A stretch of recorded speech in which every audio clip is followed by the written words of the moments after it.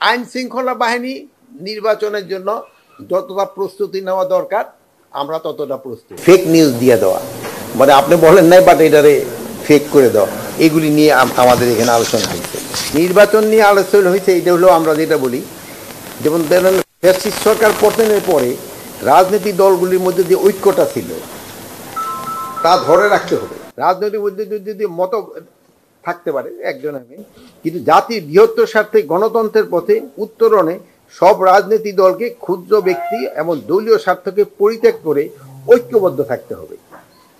এই ঐক্যে যদি ফাটল ধরে এর মধ্যে কিন্তু ফ্যাসিস্ট দৃশ্যরা ঢুকে বিশৃঙ্খলা ও নৈরাজ্যকর পরিস্থিতি সৃষ্টি করতে পারে।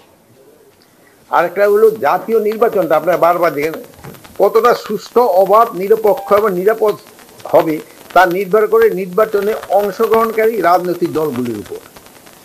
আমাদের আইন শৃঙ্খলা বাহিনী নির্বাচনের নিরাপত্তা প্রদান ও আইন শৃঙ্খলা বজায় রাখার ক্ষেত্রে সর্বাত্মক সহযোগিতা করে যাবে। এক্ষেত্রে আমরা সম্পূর্ণ প্রস্তুত রয়েছি।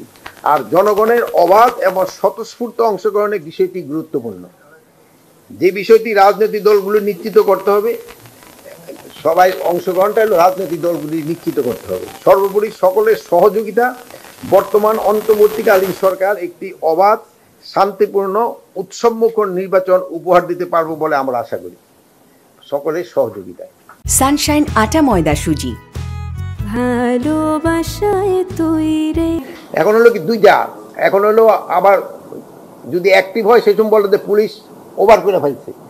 এখন কোনটাই আর ওই যে বলে না, ওই যে ক্রিকেট খেলার মতো আছে না, এই ওইরকম তো দাগ দেওয়া মানুষের ক্ষেত্রে সম্ভব না, এটা হলে ওয়াইড।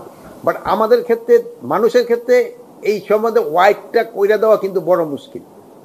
আমরা তারপরেও চেষ্টা করতেছি।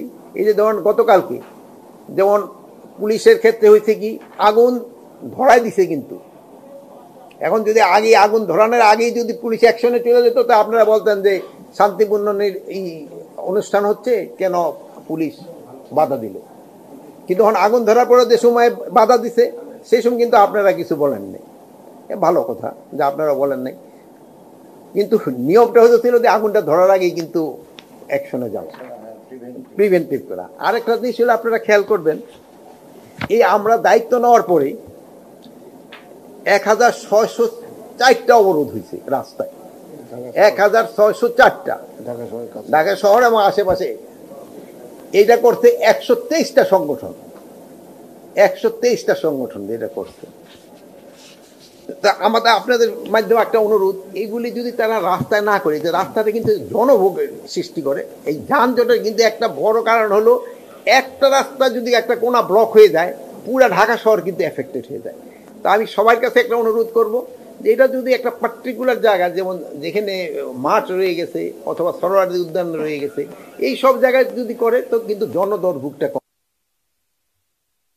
আমরা ফিক্স কেন, এখন আমরা তো বলছি এখানে, এখন আমাদের কাছে যে এটা তো আমাদের কাছে চাচ্ছে না, ফিক্স করবো যে আমাদের কাছে চাওয়ার পরে সেন ফিক্স। যদি এটা তারা করে থেকে দুর্ভোগটাও কিন্তু কমে, এবং যেহেতু তারও কিন্তু চায় না যে জনদুর্ভোগ হোক, কিন্তু এটা করলে সবচেয়ে ভালো। যদি তারা যার যার জায়গা থেকে, তার যেহেতু সবারই তো দাবি দেওয়া থাকতে পারে, তাদের প্রতিবাদ করার অধিকার রয়ে গেছে, কিন্তু এটা জনগণের দুর্ভোগ সৃষ্টি না করে। আমি আগেই কথা বলছি, আইন শৃঙ্খলা বাহিনী নির্বাচনের জন্য যতটা প্রস্তুতি নেওয়া দরকার আমরা ততটা প্রস্তুত। আমরা 7 তারিখে না একটা ট্রেনিং, আমরা 7 তারিখে উদ্বোধন এটা করতেছি, যেটা ফর্মালি হয়তো আপনাদেরও দাওয়াত দেওয়া হবে। আমরা আমাদের প্রস্তুতি আমরা নিচ্ছি, এবং বাকিটা নির্ভর করে জনগণ, আপনারা এবং রাজনৈতিক পার্টিগুলো। এখন হলো কি, যেমন ধরেন গতকাল আপনারা হয়তো পাইছেন কিনা, চিটাগাঁও কিন্তু গতকাল রাত্রে একটা ঘটনা ঘটে গেছে। এখন এইটুকুলি ঘটে যাচ্ছে, বাট এইগুলি যেন আস্তে আস্তে কমায় যায়, এবং এটার জন্য আপনাকে সবারই সাহায্য এবং সহযোগিতা দরকার। এগুলি করে এটা তো আপনারই বুঝতে পারতেছেন কিভাবে করতেছে। এখন এই নির্বাচনটা যেন সুষ্ঠু হয়, এই জন্য সবারই সাহায্য এবং সহযোগিতা দরকার। এটা আমি একটা বলি, ওই যে আপনার যেটা প্রশ্নটা, এখানে তো ধরেন কিছু সংখ্যক লোক যেই পার্টিটার কার্যকলাপ নেই, তারা তো চাবি নির্বাচনটা ভঙ্গ করার জন্য, তারা তো অবশ্যই চাইবে। মানে এদেরও একটা সংখ্যা তো রয়ে গেছে। এখন এই সংখ্যাটারে প্রতিহত করার দায়িত্ব হলো রাজনৈতিক দল এবং আপনাদের সবাই মিলে আমাদের সবাই মিলে যেন কেউ এইটা নির্বাচনটারে যেন কোনো রকমের বাধাগ্রস্ত করতে না পারে।